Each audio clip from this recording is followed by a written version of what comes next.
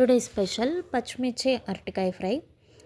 ఈ పచ్చిమిర్చి అరటికాయ ఫ్రైకి ఫస్ట్ ఆయిల్లో ఆవాలు, జీలకర్ర, శనగపప్పు, మినపప్పు, ఎండుమిరపకాయలు అన్నీ వేసుకోవాలి.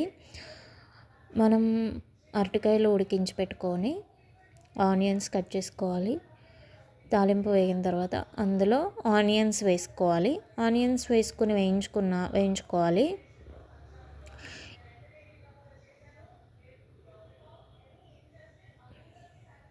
వేయించుకున్న తర్వాత దీంట్లో 1 స్పూన్ పచ్చిమిర్చి, అల్లం పేస్ట్ వేసుకోవాలి. ఫ్రై చేసిన తర్వాత అరటికాయ ముక్కలు వేసుకోవాలి. అరటికాయ ముక్కలు సాల్ట్ వేసుకుని ఫ్రై చేసుకోవాలి. అంతే, దీనిలో నార్మల్ కారం వేయవసరం లేదు, పచ్చిమిర్చి కారం సరిపోతుంది.